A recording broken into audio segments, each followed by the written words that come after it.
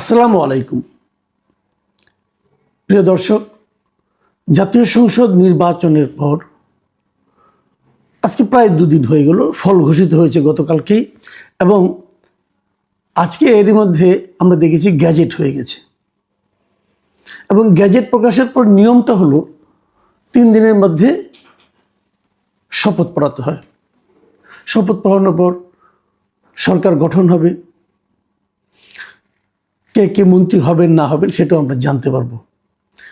আমরা সবাই জানি যে বিজয়ী দল বিএনপির যিনি প্রধান নেতা জনাব তারেক রহমান, তিনিই প্রধানমন্ত্রী পদের জন্য একমাত্র প্রার্থী, এবং এটা বলে দেওয়ার অপেক্ষা রাখে না, সবাই জানেন যে উনি প্রধানমন্ত্রী হচ্ছেন।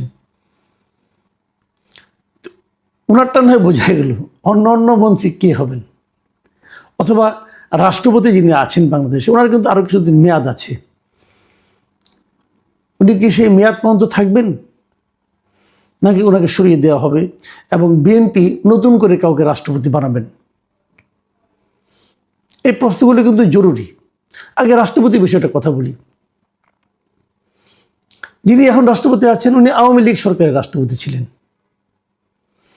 এবং যেহেতু আওয়ামী লীগ সরকারের একটা অস্বাভাবিক প্রক্রিয়ায় পতন হয়েছে, মানে আওয়ামী লীগকে ফ্যাসিবাদী সরকার হিসাবে বিবেচনা করে এদেশের মানুষ তার পতন ঘটিয়েছে, সেই ফ্যাসিবাদী সরকারের যিনি রাষ্ট্রপতি তার প্রতিও কিন্তু সে ধরনের মনোভাব প্রকাশিত হতেও পারে, হওয়াটা অস্বাভাবিক কিছু না। কিন্তু ইন্টারেস্টিং হলো, গত 1.5 বছরে এই রাষ্ট্রপতিকে অপসারণের জন্য নানা ধরনের চেষ্টা করা হয়েছিল। সেই সময় বৈষম্যমূলক ছাত্র আন্দোলন যারা ছিল তারা চেষ্টা করেছিলেন। অন্তর্বর্তীকালীন সরকার যেটা ছিল, সেই সরকারের যিনি প্রধান ডক্টর ইউনূস, উনিও তার সঙ্গে নানাভাবে অপমানসূচক আচরণ করেছেন। কারণ সাধারণত একটা নিয়ম থাকে যে সরকার প্রধান বিদেশ থেকে ভ্রমণ করে এলে, বিদেশ কোনো সফর শেষে দেশে ফিরে রাষ্ট্রপতির সঙ্গে দেখা করেন, যেটা এই অন্তর্বর্তীকালীন সরকারের প্রধান একবারও করেননি। বাট অন্তর্বর্তীকালীন সরকার যতগুলি সিদ্ধান্ত নিয়েছেন, সরকারি আইন করেছেন, অধ্যাদেশ করেছেন, সেগুলি কিন্তু অধ্যাদেশ আকারে রাষ্ট্রপতির কাছ থেকে এসেছে। মানে তারা রাষ্ট্রপতিকে ব্যবহার করেছেন, কিন্তু তাকে সম্মান করেননি। হতে পারে যে উনি হাসিনা সরকারের নিয়োজিত রাষ্ট্রপতি, এই জন্য তাকে অসম্মান করে ওনারা এক ধরনের আমোদ পেয়েছেন। কিন্তু যখন কেউ একজন রাষ্ট্রপতি হয়ে যায়, তখন কিন্তু উনি কেবল কার মাধ্যমে কিভাবে নির্বাচিত হলেন সেটা থাকে না। তখন কিন্তু ওনাকে সম্মান করা মানে ওই চেয়ারটাকে সম্মান করা, ওই পদটাকে সম্মান করা। এই কাজটা আমি দেখেছি বিএনপির মধ্যে ছিল। বিএনপি কিন্তু কখনোই তাকে অসম্মান করে কোনো কিছু বলেনি, এবং যখন তাকে ওই পদ থেকে সরিয়ে দেওয়ার জন্য নানা উদ্যোগ নেওয়া হয়েছে, চাপ প্রয়োগ করা হয়েছে, আন্দোলনও হয়েছে, বিএনপি সেগুলোতে সায় দেয়নি। ওনাকে সরিয়ে দেওয়ার ব্যাপারে বিএনপি সায় এতদিন দেয়নি। কিন্তু যখন বিএনপি এখন নিজে সরকার করবে, তখন কি করবে? তখন কি এই রাষ্ট্রপতিকে তার মেয়াদ পর্যন্ত থাকতে দেবে,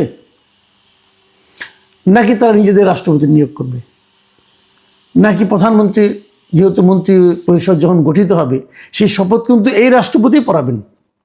এই রাষ্ট্রপতি তারেক রহমান সহ ওনার মন্ত্রী পরিষদ যেটা হবে, সেটাকে এই রাষ্ট্রপতি কিন্তু শপথ পড়াবেন। মাঝখানে একটা নিউজ দেখেছিলাম, রাষ্ট্রপতি বলেছিলেন যে যদি বিএনপি চায় যে তারা অন্য রাষ্ট্রপতি নিয়োগ করবে, তাহলে উনি সেই জন্য বাধা হয়ে দাঁড়াবেন না, উনি নিজেই সেখান থেকে সরে যাবেন। আমি মনে করি এটা ওনার অবশ্যই একটা সৌজন্যতার পরিচয় উনি দিয়েছেন। সে আলোচনা করা যেতে পারে, অথবা জাতীয় সংসদে কিন্তু রাষ্ট্রপতি তারা ইমপিচ করতে পারে, সরিয়ে দিতে পারে ভোটের মাধ্যমে। যে প্রক্রিয়া গঠন হয় সেই প্রক্রিয়া সরিয়ে দেওয়া যায়। এখন এই কোন পদ্ধতিতে কি হবে, এটা হয়তো আমরা সময়ে দেখতে পারবো। তবে আমি আশা করব বিএনপি এমন কিছু করবে না যাতে এটা নিয়ে আরেকটা সমালোচনার তৈরি হয়। আমি নিজে প্রিফার করব তারা রাষ্ট্রপতির সঙ্গে আলাপ আলোচনার মাধ্যমে যদি রাষ্ট্রপতি নিজে থেকেই পদত্যাগ করেন এবং তাদেরকে নতুন রাষ্ট্রপতি নিয়োগের সুবিধা করে দেন, বিএনপি সেই পথে যাওয়াটাকে আমার পছন্দনীয় মনে হবে। আর যদি বিএনপি অতি বেশি উদার হন, তাহলে তারা বলবেন যে ঠিক আছে, আপনি আপনার মেয়াদ পর্যন্ত কন্টিনিউ করেন, তারপরে আমরা দেখব।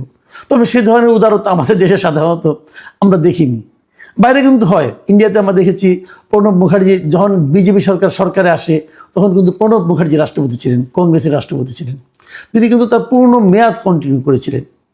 যাই হোক, সেটা অন্য হিসাব, ওদের হিসাব তো আমাদের চলবে না। আমাদের রাজনীতিতে এ ধরনের উদারতা আমরা দেখতে পাবো, এরকম প্রত্যাশা করাটা অনেক সময় মানে স্বাভাবিক না আর কি। আসেন মন্ত্রীদের নিয়ে আলাপ করি। কারা মন্ত্রী হবেন, কারা মন্ত্রী হবেন এর কোনো ইঙ্গিত পাওয়া কিন্তু কঠিন। তবে যারা বিএনপির সঙ্গে গত 15 বছর বিএনপির দুর্দিনে বিএনপির সঙ্গে ছিলেন, নিয়মিতই ছিলেন, তাদের অনেকে হয়তো আশা করতে পারেন। আবার যারা আমাদের এখানে এরই মধ্যে কিন্তু একটা আওয়াজ চলে এসেছে, আমরা শুনতে পাচ্ছি লন্ডন পার্টি, মানে যারা নাকি লন্ডনে ছিলেন তারপরে এখন এসেছেন এবং তারা এতদিন তারেক রহমান সাহেবের আশেপাশে ছিলেন, তারা এখন অনেক পাওয়ারফুল, তাদের কথা নানাভাবে শুনি, উচ্চারিত হয়। এই উচ্চারিত হওয়াটাও কিন্তু আমার কাছে আশঙ্কাজনক মনে হয়। আমি এটা খুব শুনতে আমার ভালো লাগে না। যাই হোক, সেটা আমার ব্যাপার, আমার ভালো লাগে না লাগে কি আসে যায়। কিন্তু তাদের মধ্যে অনেকে মন্ত্রিত্ব পাচ্ছেন, এর ধরনের কথা আমি শুনতে পাই। এটা খুব স্বাভাবিক যে গত 17 বছর তারেক রহমান সাহেব যখন লন্ডনে ছিলেন, এই লোকগুলি ওনার আশেপাশে ছিলেন এবং এদের পরামর্শ উনি নিয়েছেন এবং এদের সঙ্গে কোনো বিষয়ে মত বিনিময় করতে, আলাপ আলোচনা করতে উনি স্বাচ্ছন্দ্য বোধ করেন। এটা খুবই স্বাভাবিক। তাদের উপর উনি আরও নির্ভর করতে চাইবেন, এটাও স্বাভাবিক। তবে আমার পরামর্শ হবে, তারেক রহমান সাহেব উচিত হবে এই যাদের সঙ্গে উনি কথাবার্তা বলে আলাপ আলোচনা করতে স্বাচ্ছন্দ্য বোধ করেন, তাদের মন্ত্রিত্বের মতো দায়িত্বে না দিয়ে ওনার উপদেষ্টা পরিষদের মতো একটা গঠন করে তাদের সঙ্গে সেই প্রক্রিয়া আলাপ আলোচনা করে যেন চালিয়ে যান। এটা ওনার জন্য সুবিধা হবে। যে কোনো একটা ইস্যুতে ওনার নিশ্চয়ই কিছু পরিচিত লোক আছে যার সঙ্গে কথা বলে আরাম পান এবং যার পরামর্শগুলি উনি তার দিন দেখেছেন দল পরিচালনা করতে গিয়ে, যে কার পরামর্শ ওনার কাছে বেশি গ্রহণযোগ্য মনে হয়, সেটা যেন উনি ওভাবেই যেন ওদেরকে রাখেন এবং সেই পরামর্শ দেওয়াটাও কিন্তু একটা জরুরি কাজ। সেটা হলে আমার মনে হয় ভালো হবে। আর মন্ত্রিত্ব যখন চালাতে যাবে, একটা কথা মাথায় রাখা দরকার, সেটা যেন জাতীয় স্বার্থে যাদের দিয়ে কাজ করালে দেশের উন্নতি হবে, জাতির উন্নতি হবে, তাদেরকে যেন উনি সেই সমস্ত গুরুত্বপূর্ণ পদগুলিতে দেন। আমি নিজে নতুনদেরকে ট্রাই করার পক্ষপাতী। আমি মনে করি যারা ইয়াং ক্যাপাবল আছেন তাদেরকে যেন উনি ট্রাই বেশি করেন। এবং আমার নিজেরও ধারণা, আমরা শুনেছি যে 2001-এ যখন বিএনপি ক্ষমতায় ছিল, তখন তারেক রহমান সাহেব কিন্তু ওনার কিছু বিকল্প পছন্দের লোকজন দিয়ে কিছু কাজ করাতেন। তার ফল ভালো কি মন্দ হয়েছে জানি না, বাট ওনার এই স্টাইলটা আছে যে উনি যাদের সঙ্গে কাজ করে স্বাচ্ছন্দ্য বোধ করেন তাদেরকে আশেপাশে রাখেন। এটা আমিও মনে করি এটা প্রয়োজন। একদম আমলা দ্বারা নিয়ন্ত্রিত না হওয়াটা আমি পছন্দ করি। কারণ আমি আসলে সবচেয়ে অবিশ্বাস করি আমলা শ্রেণীকে, যারা আমলা দ্বারা যেন মন্ত্রীরা নিয়ন্ত্রিত না হন। আমলারা অবশ্যই এক্সিকিউশনে থাকবেন, কিন্তু পলিসিটা আসবে বিএনপির যারা পলিসি মেকার তাদের কাছ থেকে, বিএনপির যারা মন্ত্রী হবে তাদের কাছ থেকে। মন্ত্রীকে পলিসি মেকার হিসেবে রাখাটা সবচেয়ে ভালো। অনেকে বলেন যে মেধাবী লাগবে, যোগ্য লাগবে, বিদেশের সঙ্গে কথা বলতে হবে, কাজে ইংরেজি জানতে হবে। আমি এগুলিকে কোনো যোগ্যতাই মনে করি না। আমি ব্যক্তিগতভাবে যে যোগ্যতাটাকে সবচেয়ে বেশি গুরুত্ব দিই সেটা হলো সেই লোকটাই মন্ত্রী হওয়ার জন্য সবচেয়ে বেশি যোগ্য যে নাকি প্রকৃতপক্ষে দেশপ্রেমিক, কারণ দেশকে ভালোবাসেন। এটা দেখুন, দেশপ্রেমিক সবচেয়ে বড়। দেশপ্রেমিক যদি একটু কম মেধাবী হয়, তার দেশপ্রেমের দ্বারা সেই মেধার ঘাটতিকে উনি অতিক্রম করতে পারবেন।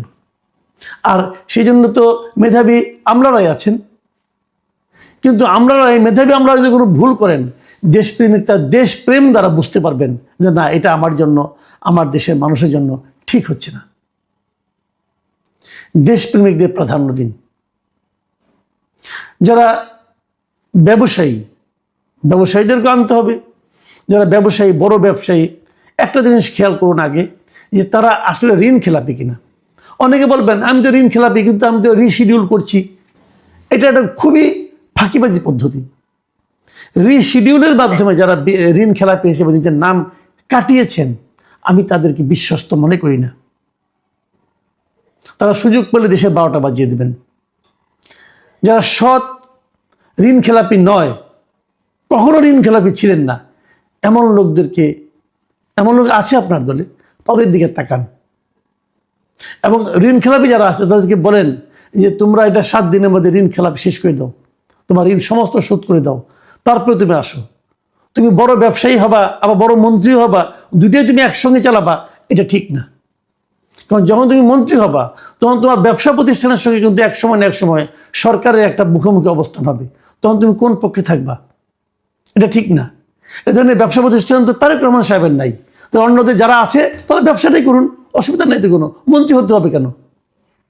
কেন মন্ত্রী হতে হবে? এই কাজটা যদি করতে পারেন খুব ভালো হবে। শেষে একটা পরামর্শ দিই, ঠিক পরামর্শ না, আমি আমার প্রত্যাশার কথা বলি।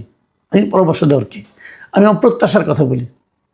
তারেক রহমান সাহেবকে আমি বলবো, যাদের নিয়ে মন্ত্রিসভা গঠন করবেন তাদেরকে দিয়ে 5 বছর চালাতে হবে এমন প্রতিজ্ঞা প্লিজ করবেন না। আপনি 1 বছরের মাথায় দেখবেন, 1 বছরের মাথায় অথবা 6 মাসের মাথায় একটা টাইম ফ্রেম করে দিন, 200 দিন 300 দিন একটা টাইম ফ্রেম করে দিন। এই সময়ের মধ্যে যার পারফরমেন্স আপনার কাছে সবচেয়ে খারাপ মনে হবে এমন 2 থেকে 3 জনকে আপনি পরের টার্মে সরিয়ে দিবেন। পরের টার্ম মানে 5 বছর পরে না, ওই সময় সরিয়ে দিবেন। যার পারফরমেন্স তুলনামূলকভাবে খারাপ, মানে একদম খারাপ বলছি না কিন্তু আমি, এই সবার মধ্যে তুলনামূলকভাবে খারাপ, তাদেরকে সরিয়ে দিন, দিয়ে এখানে নতুনদের চান্স দিন। এতে কি হবে জানেন? পরের 100 দিনের জন্য অন্য কেউ আর তুলনামূলকভাবে খারাপ হতে চাইবে না। এই ধরনের একটা কম্পিটিশন থাকলে পরে আমি মনে করি যে আপনি একটা ভালো কিছু পাবেন। আরেকটা কথা বলি, যাদের বিরুদ্ধে দুর্নীতির অভিযোগ আছে এরকম অনেক লোককে কিন্তু আপনি দল থেকে বের করে দিয়েছেন, চাঁদাবাজির অভিযোগে, দুর্নীতির অভিযোগে। একটা কথা মাথায় রাখবেন, দেশের মানুষ পরিবর্তন কিন্তু আপনি দায়িত্ব নেওয়ার পর দিন থেকে দেখতে চাইবে। সেখান থেকে বাঁচতে হলে প্রথম এবং